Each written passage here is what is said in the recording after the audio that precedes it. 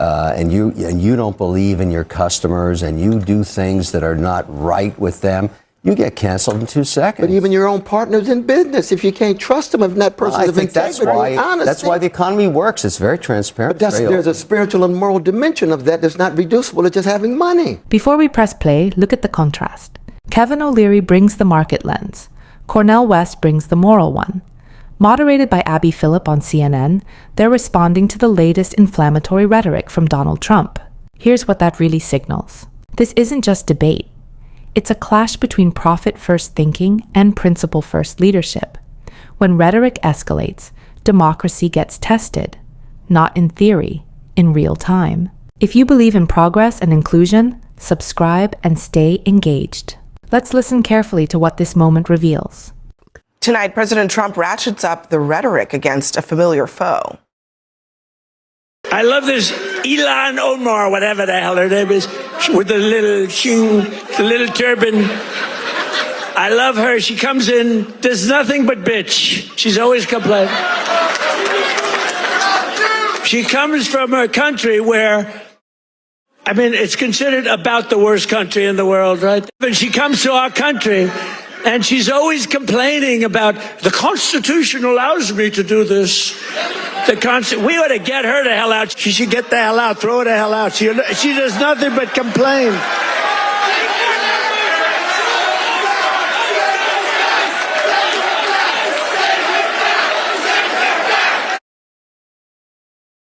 And that's not all. He also revived an old remark that he made behind closed doors back in 2018 about shithole countries. Listen to this.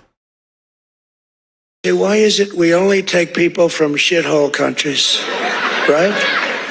Why can't we have some people from Norway, Sweden, just a few? Let us have a few. From Denmark, do you mind sending us a few people? Send us some nice people, do you mind? But we always take people from Somalia, places that are a disaster, right? Filthy, dirty, disgusting, ridden with crime. The only thing they're good at is going after ships. Now, I just want to remind you that when those comments were reported by CNN, by the Washington Post, by other outlets, the White House, Trump denied it. Let me just play that denial. Did you see what various senators in the room said about my comments? They were me. No, I'm not a racist. I am the least racist person you have ever interviewed. That I can tell you. I remember that well. You were there? Yeah, I remember. And there were some senators that were at the White House that day and came back and reported what he had said. Dick Durbin and others. Yeah, meeting. Yeah, and that's the difference between the first term and the second term. The first term, you would deny, no, I've never said that. Right. You would say it, but you wouldn't admit to saying it. Now, it's just out in the open. It is out in the open. I'm thinking about what you were saying in that last segment, because this feels like exactly what you were referencing. No, it's true. And of course, 100 years ago, they were saying that about precious Irish brothers and sisters, Jewish brothers and sisters, Italian brothers and sisters, Irish, Polish, no. Samuel Beckett forever. But so that this is just a cycle. It's a human thing. You know, we're all human beings. We got to keep track of the organized hatred and weaponized greed and institutionalized indifference toward the weak and vulnerable. These moral and spiritual issues are perennial. Every generation has to come to terms with it. Thank God 100 years ago, voices that were moral and spiritual spoke out against it and called it for what it was. It's just hatred. This is revenge. This is xenophobia. But when you say that, you don't put them outside of the human race. They're still continuous with us. They're just the worst in us, because that same hatred and same greed is inside of us. It's in the civil war and the battlefield of our own souls every day. We have to fight it every day. And if we don't die every day, as the biblical text says, we got to die. We got to fight that greed and hatred every day. If you don't, you're going to slide down a slippery slope. What Cornel West said is powerful. He names the moral struggle clearly, the fight against greed and hatred that shows up not just in politics, but in ourselves. But here's the deeper point. Inspiration isn't a strategy. And when the moment feels dark, democracy needs more than eloquence. It needs direction. Words can awaken us. Action is what protects institutions. So yes, the moral diagnosis is right. Now the question becomes, what are we prepared to do with it? Because hope only works when it moves. Isn't the American project supposed to be about treating people as individuals, not as representatives of where they came from, about who their parents were, or whatever, but about who they are and what they can individually contribute to this country? However, what Trump is doing there is basically saying you are worthless if you come from a part of the world that he doesn't think has value. Is that really what we're doing in the United States of America? That's not true in America. That's No, not true. we in America, we do treat people as individuals and appreciate them as individuals. It's one of the greatest things about this country. On the other hand, and I am no fan of Ilhan Omar, and she is in a lot of deep doo-doo now because she is very tangled in this billion-dollar Somali Medicaid fraud scandal in Minneapolis, and she may be touched by this. And of course, I haven't seen any evidence of her being I have. to it, except for her being Somali. Let me tell you why the check and balance. Let me tell you why Abby, there is evidence. This kind of rhetoric doesn't matter because the economy, the American economy, is based on entrepreneurship. I'm just one random investor. There are millions like me. We don't give a damn where you came from. We only ask, do you have executional excellence? I hire everybody, regardless of where their origination was or their race, religion, their skin color. I don't give a. It doesn't matter. If you can actually execute, you fit in an American company. And that exists today, regardless of who's the executive. I don't agree with those comments, but it's the economy that saves us all. The 200 years of success, the number one economy on earth, driven by every race and color and religion because of executional skills. Nothing else. That's it. Yeah, I could not agree more. And here's the irony, and it's deeper than it first sounds. When Donald Trump asks, why don't we get more people from Norway or Sweden? He's elevating Norway and Sweden as symbols of order, prosperity, desirability. But pause there. Those societies didn't become stable and prosperous by accident or by exclusion.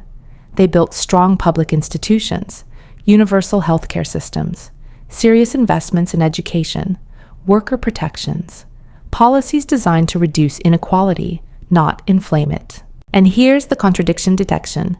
Praise the outcome, reject the architecture that produced it. That's not policy analysis. That's aesthetic politics. It's admiring the shine without acknowledging the structure underneath. Now zoom out further. When rhetoric reduces entire nations to caricatures, garbage, disaster, crime-ridden, it does something psychologically powerful. It turns complex global realities into moral shortcuts.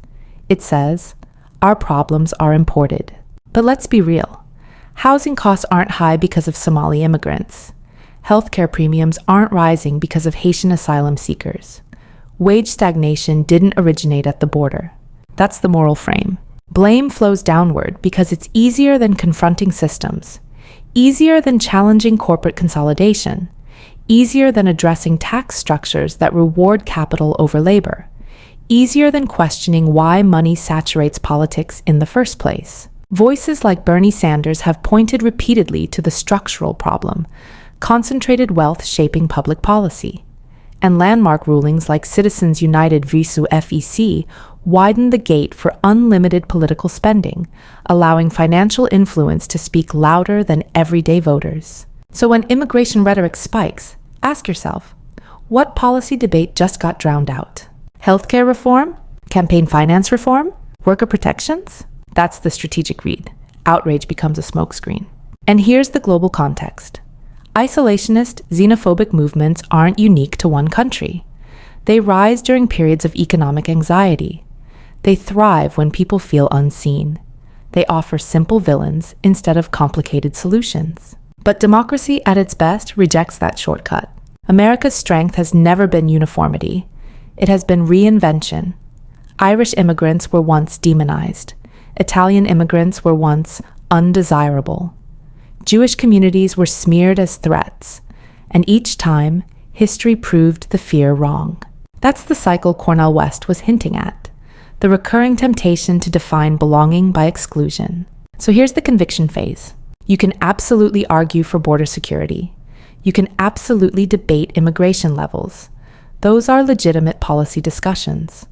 But once rhetoric frames entire regions of the world as inherently inferior, we've left policy and entered prejudice. And prejudice doesn't strengthen a republic, it corrodes it. We can pursue economic reform. We can reduce corruption. We can prioritize working families. We can demand accountability from leadership. And we can do all of it without scapegoating people who are simply trying to build a life. Because at the end of the day, this isn't about Scandinavia. It isn't about Somalia. It's about whether democracy defines worth by contribution and character, or by origin and optics. That choice determines who we become. In this moment, what is happening, the government policy right now, is that if you are from a list of countries, I think right now it's 19, but they want to expand it to 30, you're going in, you've gone through the whole immigration process. You're going in to take your oath of allegiance to the United States and become a citizen, and they are pulling you out of line. The executive director of an immigration organization says, we have 15 clients whose oath ceremonies have been canceled. They were fully vetted and approved. We have others whose interviews have been canceled. They're all from those 19 countries. How is that not punishing people for things that they themselves did not do, but that other people who happen to be from the same country might have done? And this is all political. It's a distraction. I'll go back to your comment about the economy. People that were watching that rally, even the people standing behind, at the end of the day, all they care about is the economy. Can they pay their bills right now? Can they afford the squeeze that they are feeling every single day? Donald Trump doesn't like to tackle things that are difficult. Healthcare, inflation, tariffs, dealing with foreign countries. These are tough issues, policy issues. So what does he do? He makes fun of people. He goes after people, particularly women, and particularly women of color, which is just so offensive on so many levels that he goes after female journalists. He goes after members of Congress. You see him doing it with Nancy Mace, with Marjorie Taylor Greene, and I'm naming Republicans right now.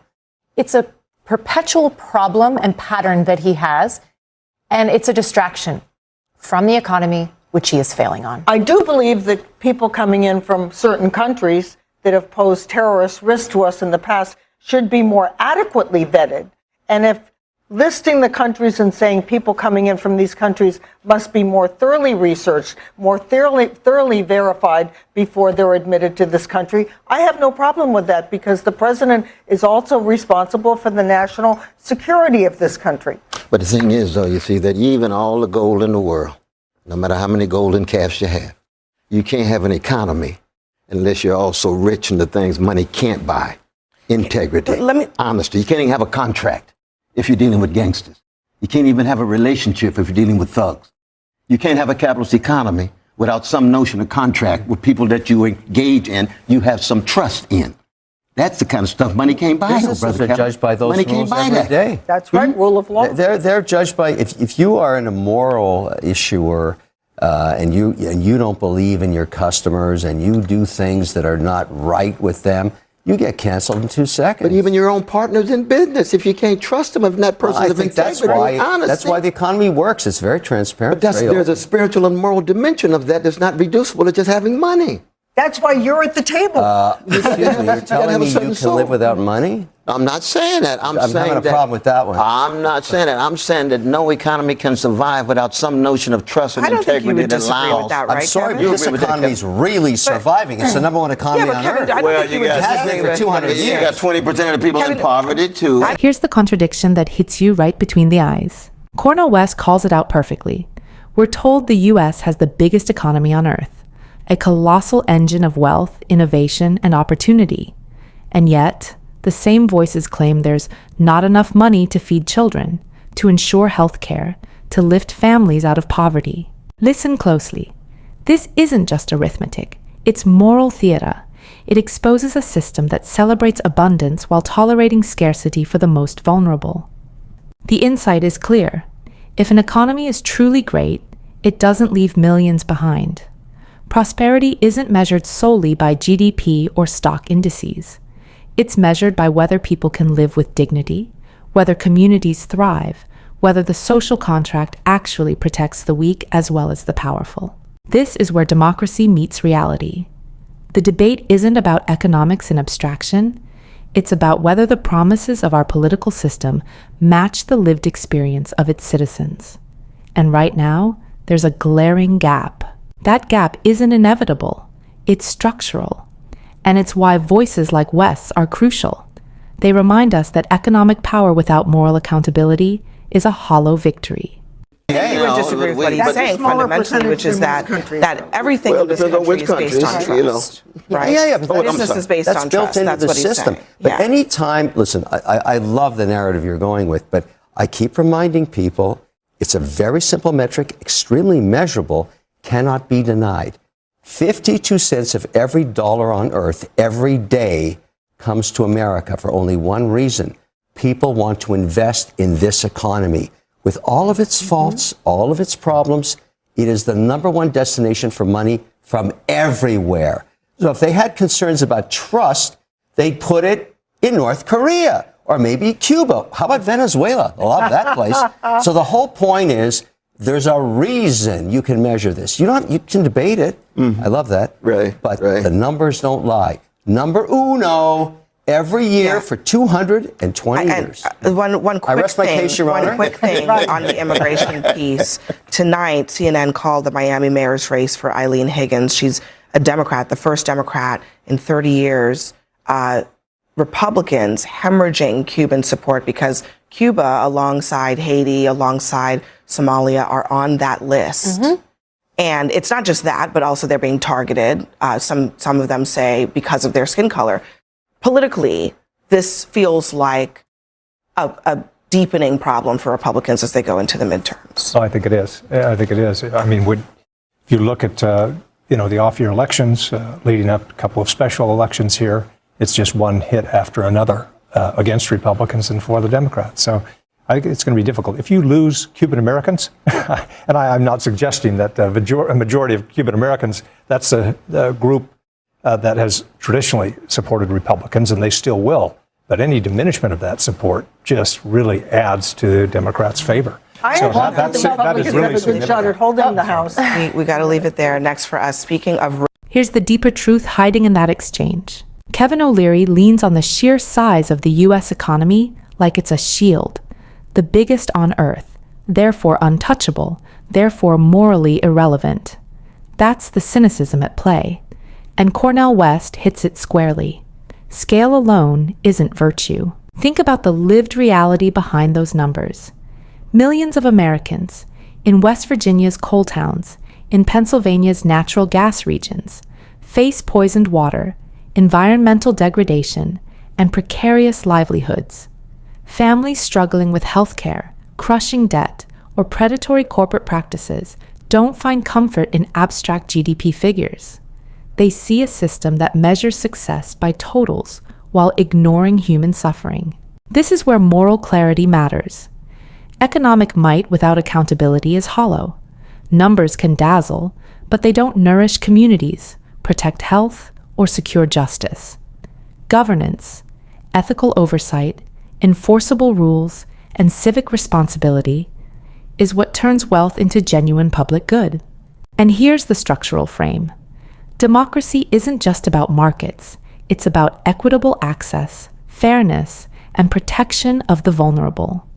If the story of our country is only told in billions and percentages, we risk leaving millions invisible. So the lesson is clear.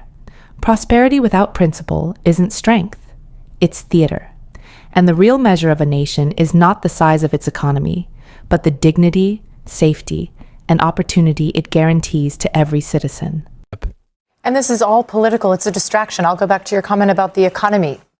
People that were watching that rally, even the people standing behind, at the end of the day, all they care about is the economy. Can they pay their bills right now? Can they afford the squeeze that they are feeling every single day? Donald Trump doesn't like to tackle things that are difficult. Healthcare, inflation, tariffs, dealing with foreign countries.